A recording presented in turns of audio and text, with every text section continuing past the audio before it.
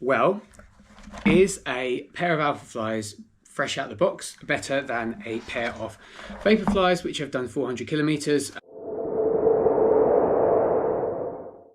Good morning. Welcome to number 3. Okay, so today we're getting back to Wokingham Half marathon training. We are 12 days out from the Wokingham Half. Today is actually Valentine's Day, so happy Valentine's Day to all out there. As I mentioned in a previous blog, I've been ill recently. I'm just coming back from a cold, and I missed my last major workout prior to the half. That would have been kind of 3 weeks out. It would have been a long run, about 20 or so K with some progression into it. And I don't think 12 days out that it's worth me doing that workout now, because I think I would suffer in the race. I think my legs wouldn't recover quickly enough. So instead, I thought what I would do is I would do a decent amount of effort, and I would do a tempo session. Now, I've also got a new pair of shoes that I want to try out for the race. I've had them sitting in the cupboard for quite a while. So I thought it would be quite simple to do a very unscientific but fun comparison between the session that I did sort of 3 weeks ago now, and the session I'm going to do today. So the session I'm going to do is going to be 40 minutes at threshold pace.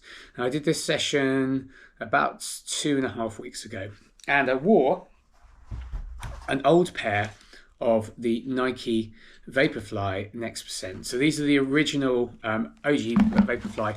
Now, I've started running in carbon shoes. Well, this is my first pair. Got them about a year ago, and they're absolutely fantastic. They are incredibly expensive, so never buy them straight from the shops at full price. I got mine on Facebook Marketplace. They've been worn for about 30 miles or so, the owner said. I picked them up for £80.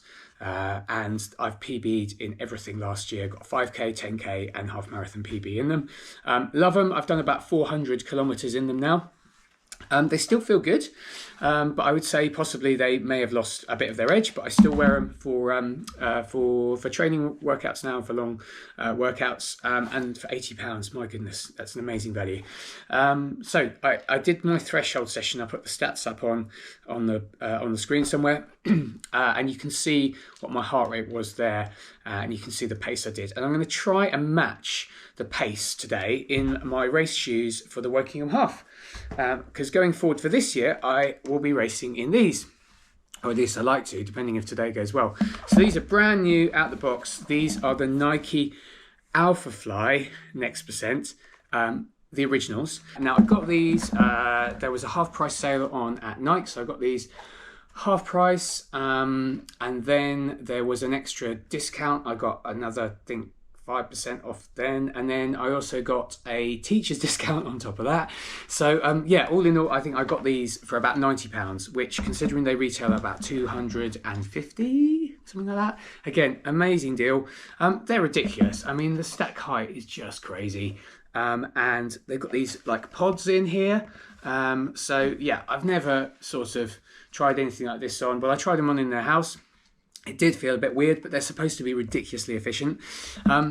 There's two main benefits I think I get from carbon shoes, which sort of make the difference. One is obviously it's the combination of the plate and the foam. It's kind of like running a bit like on a trampoline, and it just propels you forward, and you just get basically free energy in your stride, which is what makes you faster. And if it was just that, it'd probably be worth it. But obviously, if everyone's wearing them, it sort of negates the advantage of them, really.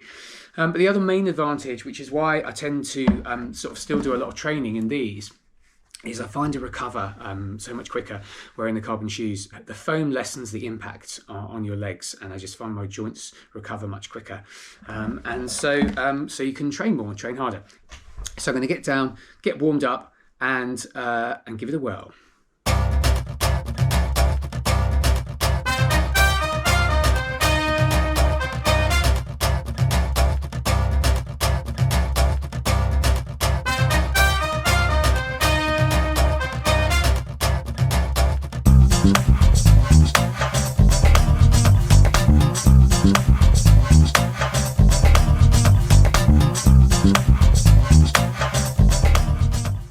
So I'm just doing a little warm up before I do my session. Always like to try and warm up, do a gentle little jog between 2 and 3k and a few drills. It's foggy today, foggy and cold. Running by Basingstoke Canal just for a little warm up. I like to do a warm up of about 2 or 3k. Just wearing my normal easy day shoes for the warm up. That's the Asics Nova Blast 3. I've got to get used to the Alphaflys at some point, but I've heard they're not very good at slow sort of paces, so I'm running very slow right now. So I think I'll get my legs a little bit warmer, and probably what I'll do is put the Alphaflys on for the last kilometre of the warm up and do the drills in them, just so I've got a chance to put them on my legs, see what they feel like, and then we'll go for the session.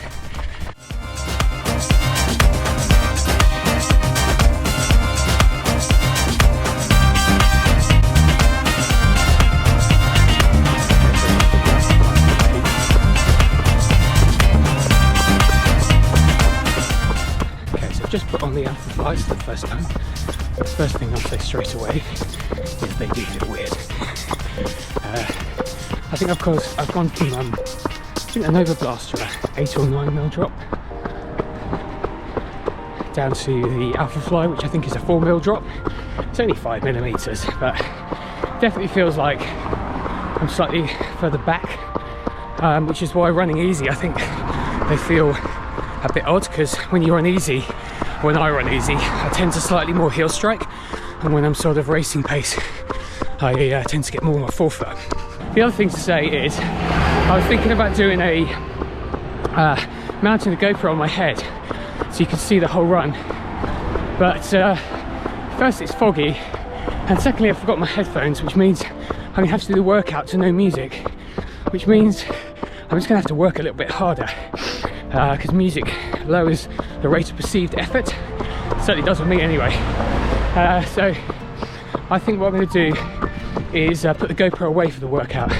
What I'll do, I'm just getting to a point where I can kind of sit it on a railing and do a few strides and a couple of drills, which I've done a couple of already. Just going to do a few more for the camera really. And then I'll put the GoPro away and I'll speak to you after the workout's done.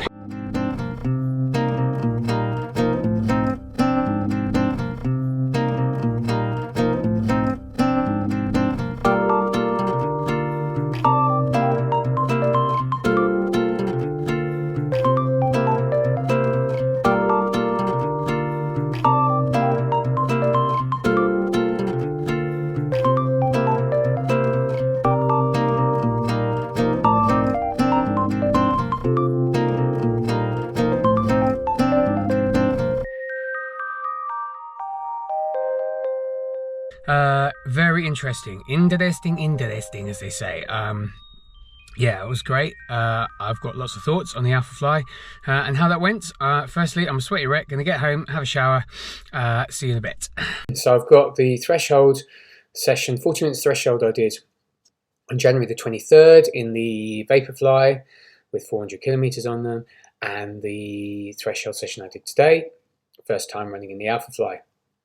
So immediately, if you can see these, you can see I ran a little bit further in 40 minutes in the Alphaflys, which obviously means I ran a bit quicker. So I ran 4:23 per kilometre on January the 23rd, and I ran 4:18 per kilometre in the Alphaflys today. So yay, Alphaflys are a bit faster.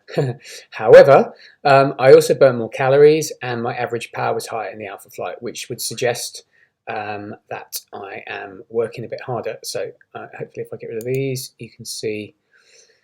So we've got the splits now. On the left is the Vaporfly, and on the right is the Alphafly as before. So on the left, you can see that the Vaporfly, I set off at 4:21 pace, whereas the Alphafly, my first K was 4:14. So instead of matching the pace which I was trying to do, I just went too fast.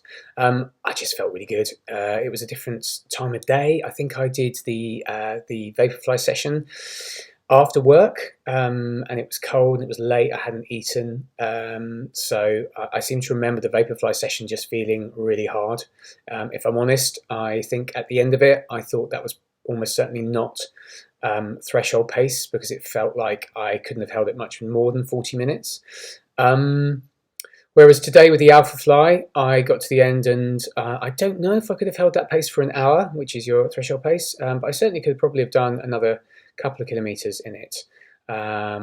Even though you can see I was working harder in the Alphaflys. I had average of 178 BPM on the Alphafly and 175 on the Vaporfly, with a maximum of 186 on the Alphafly and a maximum of 182 on the Vaporfly. However, just looking at the Vaporfly heart rate data again, I remember there was something really odd about the Vaporfly session, in that my shoelaces came undone about halfway through the first kilometre, and so I had to stop and just tie my shoelaces. So it was kind of like a false start. So actually, that would also possibly indicate why the heart rate is quite low for the first kilometre on the Vaporfly of 161 average, where it was 166 from the Alphafly. All we can really tell from this is that I'm a terrible scientist. There are too many variables, really. I travelled faster in the Alphafly, but I was working harder in the Alphafly. So not an awful lot we can kind of draw from there. The only thing I can go on is perceived exertion, really, and sort of a feeling of the sessions, in that with the Vaporfly, I was really struggling at the end of that session. As I say, it was tired. I think at kilometre 8, I dropped to 430 per kilometre, and that was feeling like that was all I had in me. And although the heart rate was lower, I think if you are underfueled, that has an effect of lowering your maximum heart rate. So if you don't fuel properly for a session, your heart rate, it'll be harder to get your heart rate higher. So that may have been what was going on there. With the Alphafly, I was rested. It's half term at the moment, which is why I'm able to produce so many videos. And I was just able to work a bit harder. I think overall, all I can draw from this is that I think I need to dial it back a little bit with my threshold pace. I think generally my heart rate was too high in both sessions to really call it proper threshold. Threshold pace should be the pace you can hold for an hour, and I don't think I can really do that. However, I also overall I just felt better in the Alphaflys. Today I felt like I could have carried on at the end of that 40 minutes, and I felt like I still felt strong, and they felt ridiculously efficient. So if that was for average pace of 418, and I'm trying to run a half marathon in 12 days, an average pace of 430, potentially with the Alphaflys, I reckon I could give it a pretty good go. So overall conclusions then. Well, is a pair of Alphaflys fresh out of the box better than a pair of Vaporflys which have done 400 kilometers? The short answer is yes. They feel more efficient at a faster pace. I feel like I can keep going for longer. I feel like I can lock into a pace and just kind of keep going steadily, and sort of almost not worry about looking at my watch because I know I'm kind of hitting the strides. The only thing I will say is two things really. Firstly, cornering in these is an absolute nightmare. They're fantastic in a straight line, but there was one part of the threshold loop at the end where I had to take a sharp left. 90-degree turn, I felt unstable all the time. So I'm actually signed up for the London Landmarks half in about sort of 5 or 6 weeks' time. I've got a place on that through the ballot, and I know that that's a really twisty course, and I don't think that these are the right shoes for that. So I would probably go back to these for that, especially as I probably won't be going for a PB that day. Generally, yeah, they're a fantastic shoe. I mean, they're really expensive, but you can see how they break the world records in. I put on my old Nova Blast, well, they're not old, they're sort of fairly sort of newish, but I put the Nova Blast 3 back on for my cool down afterwards, and they are like my sort of my max cushion recovery shoe when I want, to save my legs, and they felt really firm because the amount of stack on these things is just ridiculous. But anyway, I hope you found that fun, hope you found that interesting, and yeah, we're at video 3, so if you're enjoying this series, do give it a like and maybe think about sharing it with your friends and subscribing for more running content. Until then, you're only racing yourself.